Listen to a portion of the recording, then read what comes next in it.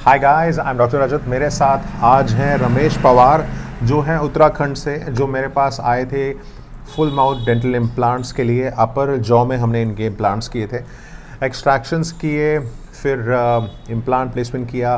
पीछे में हड्डी कम थी तो ज़ाइगोमैटिक इम्प्लांट्स किया। अब ज़ाइगोमैटिक इम्प्लांट्स उन पेशेंट्स में होते हैं जिनके पीछे में हाइट कम होती है इम्प्लांट प्लेसमेंट के लिए, तो वो इंगेज करते हैं चीक बोन पे। तो full mouth dental implants with zygomatic implants, digital guided dental implants. तो इजी हो जाता है प्रोसेस जब आप कंप्यूटराइज प्लानिंग करते हैं, और उसके बाद फिर आसान हो जाता है ट्रीटमेंट प्लान के एग्जीक्यूशन में, और प्रोस्थेटिकली कहाँ पे आप दांत प्लेस करते हैं। और इनके पूरे के पूरे अब हमने 14 दांत लगा दिए हैं।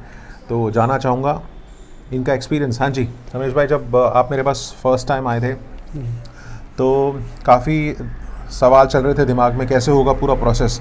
तो जब सर्जरी की थी जी। और हमने ये सर्जरी की थी सिडेशन में, प्रोसेस के बारे में थोड़ा सा बताएंगे मेरे व्यूअर्स को। जब प्रोसेस किया, जब सर्जरी की, एक्सट्रैक्शंस किया, किसी तरह का कोई डिस्कम्फर्ट या कोई परेशानी रही? नहीं सर, सर्जरी में तो कोई दिक्कत नहीं आई और मेरा आसानी से हो गया था।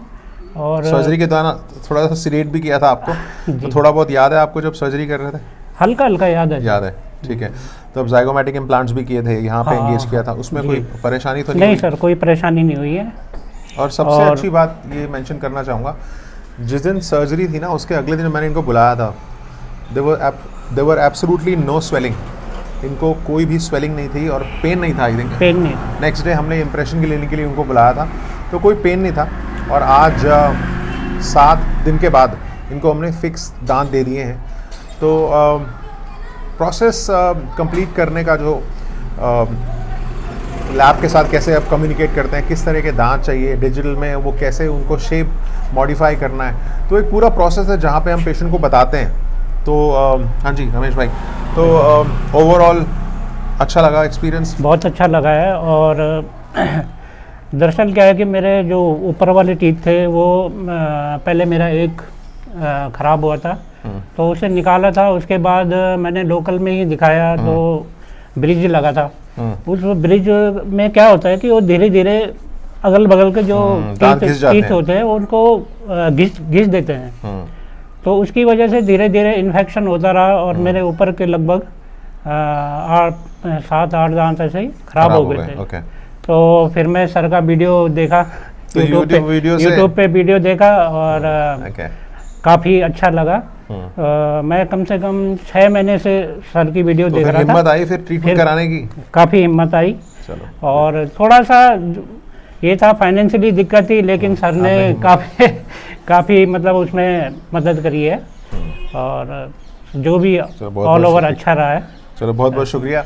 इनके शब्द, टेस्टिमनी इंपॉर्टेंट होती है। हमें अपने काम को इवैल्यूएट करने के लिए एक टीम वर्क है, टीम ने पूरा साथ दिया है, और डॉक्टर्स ने भी लैब के साथ कम्युनिकेट करने में भी, और पूरा जैसे हम चाहते थे वैसा एग्जीक्यूट हुआ है। तो इसी को फुल माउथ इम्प्लांट्स जर्नी कहते हैं। 2023 के कुछ आखिरी के केसेस हैं। बहुत शानदार साल रहा है, बहुत सारे केसेस किए हैं, 1000 से ज़्यादा केसेस, बहुत सारे फुल माउथ इम्प्लांट के केसेस और सक्सेसफुल फुल माउथ इम्प्लांट के केसेस। चाहे वो प्लेसमेंट हो, चाहे वो मेंटेनेंस फेज़ हो, पेशेंट्स के साथ जुड़कर और टेस्टिमनी लेना। उसके बाद फिर हम फॉलो अप हर 3 महीने के बाद पेशेंट्स को बुलाते हैं कि कैसा लग रहा है, और इवैल्यूएट करने के लिए भी वो कैसे हाइजीन मेंटेन कर रहे हैं। अब सिर्फ और सिर्फ ये ध्यान रखना है कि अब आपके दांत जो एक नया डेंटिशन लग गया है उसका आपको ध्यान रखना है। अपने अपने परमानेंट दांतों का ध्यान नहीं रखा है, but then you have to take care of it religiously, so that आपके ये दांत जो हैं वो सक्सेसफुल चलें। ठीक है, तो उन पेशेंट्स को कुछ कहना चाहेंगे, कुछ वर्ड्स जो, क्योंकि पेशेंट्स ना आपके वर्ड्स से ज़्यादा प्रभावित होते हैं, वो आपके, क्योंकि जो अभी भी सोच रहे हैं डेंटल इम्प्लांट्स के बारे में, जिनको नहीं पता है। मैं तो यही कहूँगा कि आप यहाँ पर आइए, डॉक्टर साहब से एक बार चेकअप करवाइए। काफ़ी अच्छा एक्सपीरियंस है, और मेरा भी इनके साथ अच्छा एक्सपीरियंस रहा है। और आप यहाँ पे आके अपना आराम से अच्छी सलाह आप ले सकते हैं डॉक्टर साहब से, अगर कोई भी ऐसी प्रॉब्लम हो। केस डिस्कशन के बारे में बताना कि पेशेंट सेंट्रिक ट्रीटमेंट प्लान क्या होना चाहिए, पेशेंट क्या एक्सपेक्ट करता है, और उसके बाद पेशेंट को रिलेट कर पाता है ट्रीटमेंट के बाद। फोटोग्राफ्स हम शेयर कर देते हैं, और डाटा एनालिसिस करना भी इम्पॉर्टेंट है, पेशेंट की एक्सपेक्टेशंस पे खरा उतरना भी ज़रूरी है और उसके बाद रिलेट करना भी ज़रूरी है। After all we are treating with human bodies और उनको बताना, उनको जानना और एक सोल कनेक्शन देना है पेशेंट्स के साथ। तो ऐसे ही आपका प्यार मिला है, बहुत तहे दिल से शुक्रिया अदा करूँगा। ऐसे ही सपोर्ट करते रहिए और हम यही सिर्फ़ और सिर्फ माध्यम इन वीडियोस का आप लोगों को एजुकेट करना है, बताना है डेंटल इम्प्लांट का प्रोसेस कितना आसान होता है। और क्योंकि डिजिटल एस्पेक्ट भी आ गया है तो जो सर्जरी है ना वो एक अंदाज़े वाली सर्जरी नहीं है, कंप्यूटर गाइडेड सर्जरी है। माइक्रो सर्जिकल प्रोसेस होता है जहाँ पे इन्फेक्शन भी निकल जाता है और इम्प्लांट भी प्लेस हो जाते हैं और फिर इमीडिएट लोडिंग भी दे देते हैं। उसी को बोलते हैं फास्ट ट्रैक डेंटल इम्प्लांट्स, जो बहुत दिमाग से, दिल से और समझदारी से होता है, टीम के एफर्ट के साथ। तो बहुत बहुत शुक्रिया। इस वीडियो को ज़रूर लाइक कीजिएगा, शेयर कीजिएगा अपने फ्रेंड्स के साथ और मेरे चैनल को ज़रूर सब्सक्राइब कीजिए। आए दिन हम लोग हर रोज़ केसेस, टेस्टिमनी पेशेंट्स की और ऐसे डिफ़िकल्ट केसेस जो मुश्किल से हो पाते हैं, इंडिया में जो भी केसेस आते हैं हमारे पास वो कई बहुत रेफरल से भी आते हैं और ऐसे केसेस जो बहुत सारे हॉस्पिटल या डॉक्टर्स नहीं कर सकते हैं तो हमें रेफ़र करते हैं केसेस। दिल्ली में हमारी ब्रांच है, डिजिटल ब्रांच।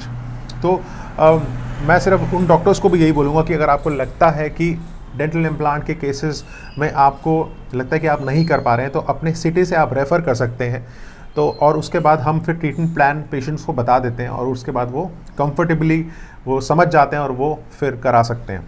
तो बहुत बहुत शुक्रिया। Thank you.